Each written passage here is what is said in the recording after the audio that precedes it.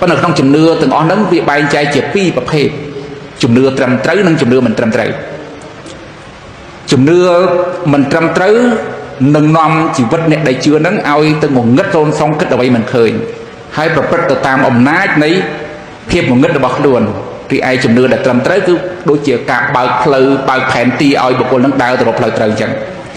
ណាហើយជំនឿមិនត្រឹមត្រូវហ្នឹងគឺមានន័យថាយើងជឿទៅវាខុសហើយញ៉ឹងណាជឿទៅវាខុសណាឧទាហរណ៍យើងធ្លាប់ពីដើមយើងជាជឿថាមកពីទេវតាខឹងទៅហ្នឹងបានជាព្រៃមួយឆេះភ្លើងបានខ្យល់ព្យុះអញ្ចឹង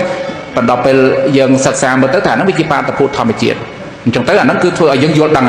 យើងដឹងថាអូតាមពិតមកពីបាតុភូតអីធម្មជាតិអីអញ្ចឹងទៅបងណាអញ្ចឹងក្នុងចំណោមជំនឿនឹងវាមានជំនឿពីរប្រភេទគឺជំនឿដែលត្រឹមត្រូវនិងជំនឿដែលមិនត្រឹមត្រូវនៅពេលណាដែលយើងជឿមិនត្រឹមត្រូវអានឹងវាចូលនៅក្នុងទម្រង់មិច្ឆាទិដ្ឋិគឺការយល់ឃើញខុសពេលដែលយើងយល់ឃើញខុសហើយអាការប្រព្រឹត្តរបស់យើងក៏វាទៅខាងខុសហ្នឹងដែរតែដល់ពេលយើងគិតត្រូវអានឹងជំនឿហ្នឹងក៏វាជួយបើកផ្លូវឲ្យយើងថាអូធ្វើចេះល្អធ្វើចេះមិនល្អអញ្ចឹងទៅឲ្យយើងអាចដឹងបានណាដូចជានៅក្នុងសម័យពុទ្ធកាលនេះនោះណាសម័យពុទ្ធកាលមានគ្រូ6ដែលល្បីជាងគេនៅសម័យព្រះហ្នឹងហើយល្បីខ្លាំងណាស់ញញោមអាចប្រឡងប្រដាំងប្រជែងជាមួយព្រះបានប៉ុន្តែដែលព្រះកើតមកភ្លាមដណ្ដើមយកប្រជាប្រិយភាពបានគ្រូទាំង6យ៉ាងហ្នឹង6នាក់ហ្នឹងគឺថាមានកំហឹងជាមួយព្រះខ្លាំងហ្មងណាអាត្មាលើកគ្រូមួយក្នុងចំណោមគ្រូទាំង6ហ្នឹងណាមកលីកោសាលហ្នឹងគាត់កើតនៅក្នុងក្រោលគោញោមណាក្រោលគោគាត់កើតនៅក្នុងតកូលមួយដែលគាត់ហ្នឹងជាខ្ញុំបម្រើគេទេណាកើតមកទៅគាត់រស់នៅក្នុងជាមួយគ្រួសារអ្នកមានហ្នឹងទៅហើយថ្ងៃមួយហ្នឹងភ្លៀងវាធ្លាក់មកគាត់ហ្នឹងបានទូលអាផ្ទះខ្លាញ់មួយនោះឆ្លងកាត់ភ្លៀងហ្នឹងហើយអ្នកម្ចាស់ផ្ទះដែលជាថៅកែជាចវាយហ្នឹងប្រាប់ថាណែប្រយ័ត្ន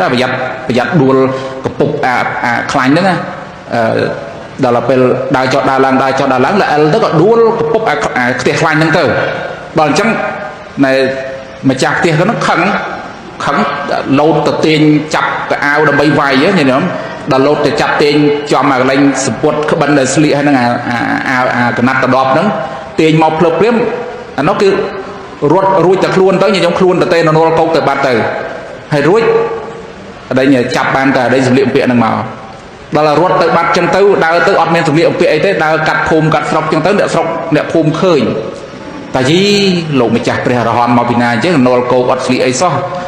ណាមើលទៅលះកិលេសអស់អ្នកបួសរាល់ថ្ងៃឃើញស្លៀកពាក់បិទចិត្ត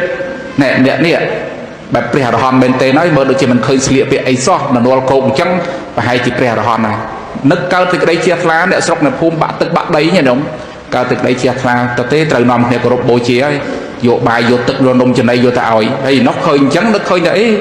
កាលឯងនៅស្លៀកខោគេមើលងាយសឹងស្លាប់ដល់អត់ស្លៀកខោអញ្ចឹងគេគោរពបូជាក៏ប្រព្រឹត្តអត់ស្លៀកខោនឹងរហូតអញ្ចឹងទៅហើយចាប់ដើមមានមនុស្សផលគោរពបូជាសម័យកាលហ្នឹងប្រទេសឥណ្ឌានេះជាប្រទេសដែលមានជំនឿខ្លាំងហ្មងញ៉ឹងសាសនារាប់រយសាសនាហើយតែពេលអាយុ30 35អីហ្នឹងគេចាប់ដើមចេញពីគ្រួសារទៅបួសប្រព្រឹត្តបទធម៌ក្នុងព្រៃហើយអញ្ចឹងគេពេញនិយមណាស់ញាតិញោមស្រីហ្នឹងគឺថាមិនបានចេញបួសគេទេព្រោះប្រពៃណីគេហ្នឹងគេមិនឲ្យមនុស្សស្រីចេញបួសទេប៉ុន្តែមានតួនាទីសំខាន់ក្នុងការគោរពនិងឧបត្ថម្ភទៅដល់អ្នកបួសទាំងអស់ហ្នឹងអញ្ចឹងគាត់ដើរចេញពីកន្លែងមួយទៅកន្លែងមួយទៅគាត់បង្កើតទស្សនៈបង្កើតគំនិតអីចឹងទៅហើយគាត់យល់ឃើញតែម៉េចញោមដល់គាត់អត់មានចំណេះដឹងអីទេប៉ុន្តែគាត់បានគេគោរពបូជាអញ្ចឹងគាត់បង្កើតទស្សនៈខ្លួនគាត់ថាតាមពិតនៅក្នុងខ្លួនយើងនេះអាចិត្តនឹងអត់ដឹងអីទេអ្នកដែលធ្វើអាក្រក់ល្អគឺកាយនិងវាចាចិត្តអត់ដឹងអីទាំងអស់អ្នកដែលធ្វើអាក្រក់គឺកាយនិងវាចា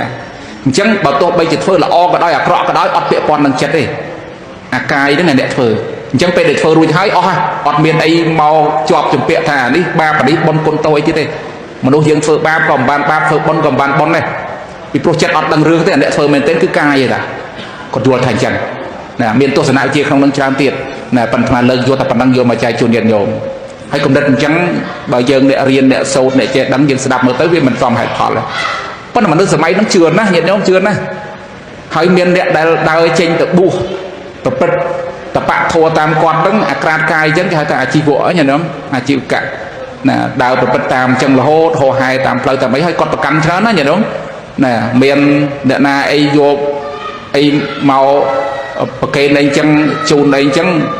មិនត្រូវចិត្តអត់ទទួលទេហើយតែគាត់អង្គុយហូបបាយអញ្ចឹងតែមានឆ្កែមានរុយអីមករោមដែរផ្ដាស់គឺក៏អត់ហូបទេ